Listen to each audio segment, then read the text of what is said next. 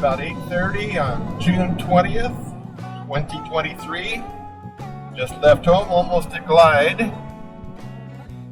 We'll be heading over to Hart Mountain today, where I'll meet up with Rosie and Bill. And we'll spend the night at the hot springs there. After that, we're going to be heading over toward Summer Lake, spend a day or two there, hopefully getting some photographs of wildlife in both places. And then Thursday, I think I'm going to be leaving Rosie and Bill there at Summer Lake as I travel up to Hole in the Ground to meet up with Lee and his grandson Brian. And there we'll take the pictures of the night sky, hopefully. It's apt to be a little cloudy, at least the weather report says so. We may end up just getting sunsets and sunrises and call it good.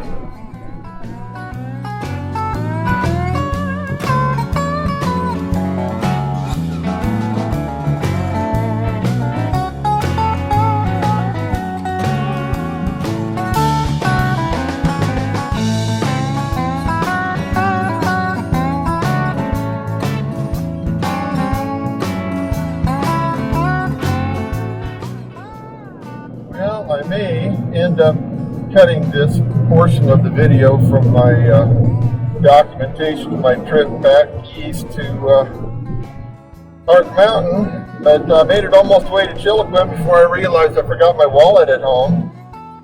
Thankfully, I've got enough gas to get back home again without a credit card, but dang, this is kind of an auspicious start for me.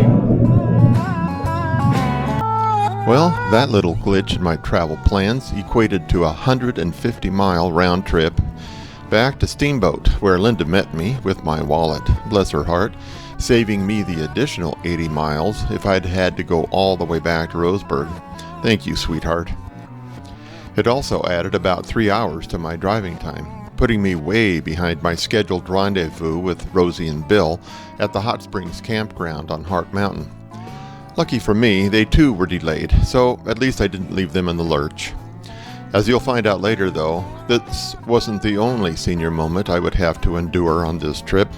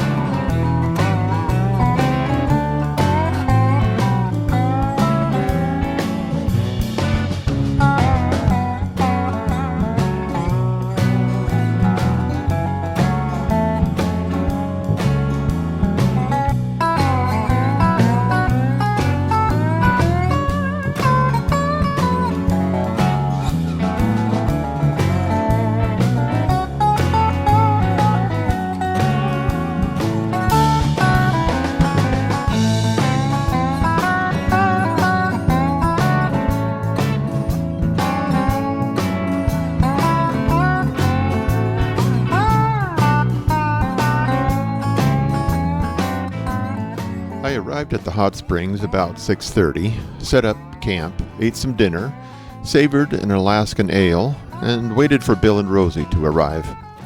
By 8:30, I thought I might want to drive back down the road to a lookout where I would be able to see them coming from 10 miles away and take a few photos of the sunset.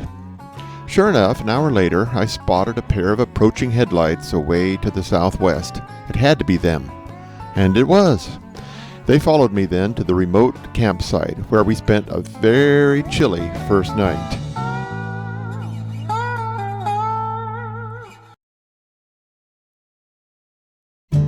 Despite the long drive yesterday, I awoke early to a bright, crisp morning at the Hot Springs campground. I dressed up warm and took a walk up the road to see what I could see. I had passed by patches of snow on the drive over some of the passes yesterday, and I could see remnants of the recent storm on the elevations above. The ice that formed on the mud puddles told me how cold it got last night at about 6,000 feet elevation. We had French toast, sausage, and coffee for breakfast, then hooked the trailer up and left camp to look for antelope to photograph. Rosie and Bill drove down to the hot springs to see if there were any nudists braving the cold and basking in the steamy water. None were seen.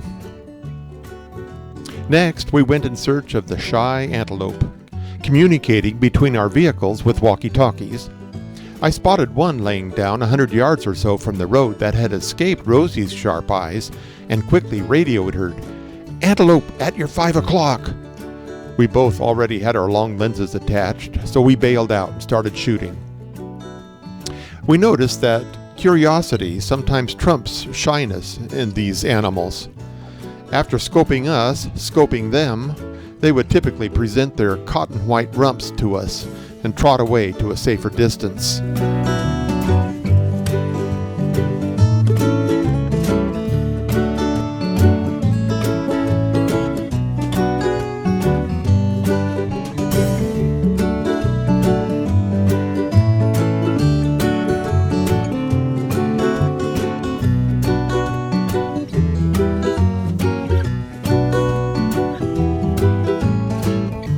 After a couple of hours of shooting photos, we headed down the mountain. The road is curvy and narrow with more than a few switchbacks.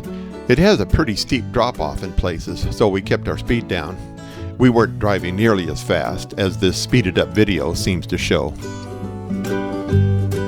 We filled up with petrol at the Hart Mountain store in Plush and drove the 100-some-odd miles to Summer Lake, where I took advantage of full hookups at Anna Reservoir RV Park.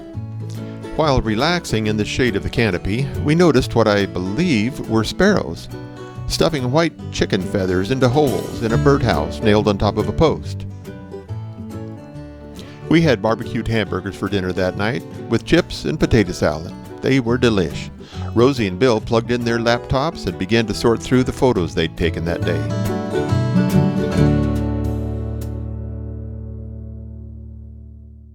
After hauling my kayaks all this way, I knew I had to get them wet, so I talked to Bill into going on an exploration of Anna Reservoir with me. Out there instead of sitting in here. Oh, I think you would have kicked yourself for not doing this, Bill. I think so too.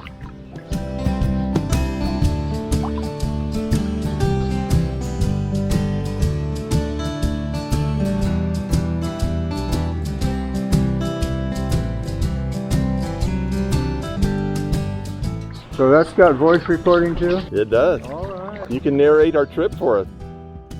Careful, there might be a fish that takes that whole kayak out. Really? Then we'd get docked for not having a fishing license. It's all right, I ain't got one either. Oh.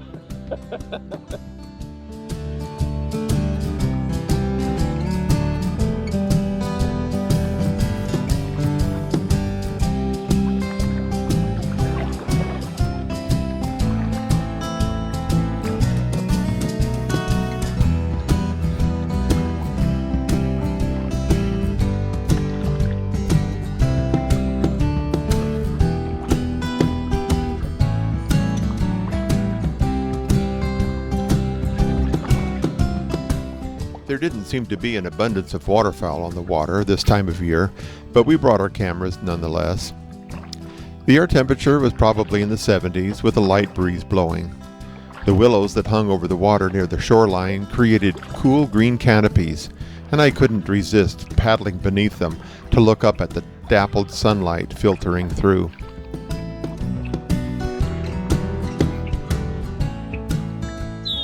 I paddled close to the cattails, hoping to see some kind of critter to photograph. There were lots of red-winged blackbirds searching for food among them. I asked Bill if he had any photos of these birds in his library. He guessed he had hundreds.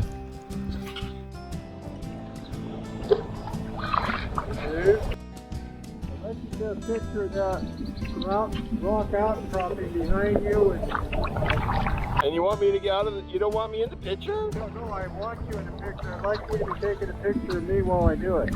Oh, I see. You want me broadside?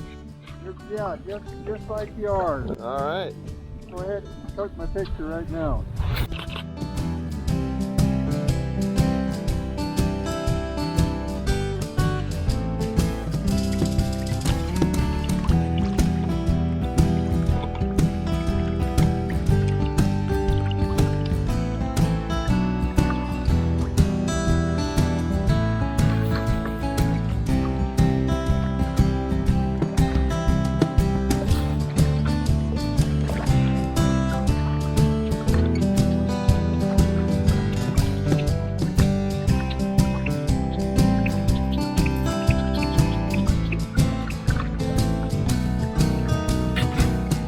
Bill and I spotted this cormorant sitting on a pole and focused our cameras on it, just waiting for it to take flight or do something photo-worthy.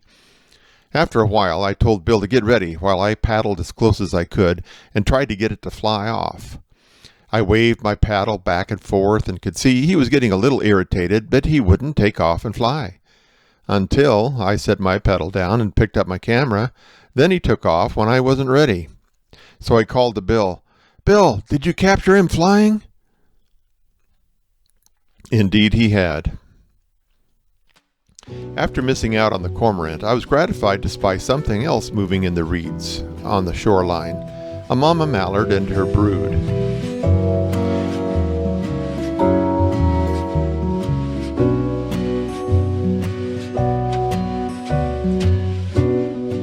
We paddled on, circumnavigating the reservoir, and caught these swallows feeding their young in the nests they built on the intake tower.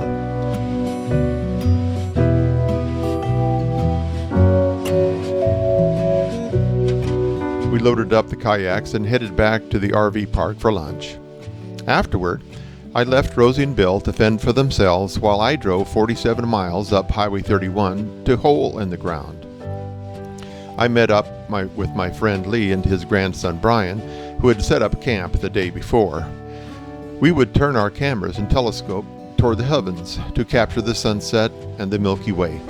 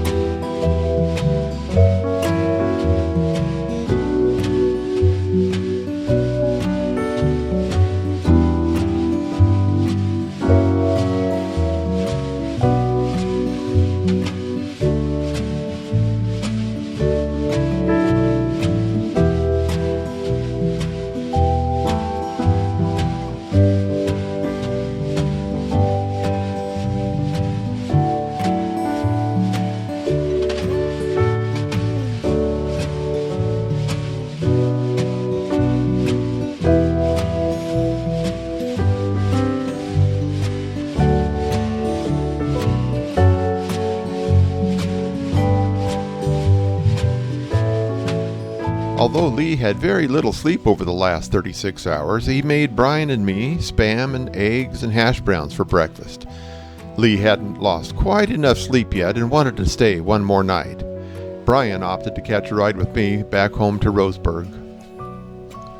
All the way back to Anna Reservoir to get my trailer, I was anticipating a little quality time in the facilities. It was there that my second senior moment of the trip occurred. I forgot and left my phone in the men's bathroom, and then went to great lengths searching for it. Luckily, a lady in the women's bathroom heard it ringing and went around the RV park asking people if they might have lost their phone. I could have kissed her.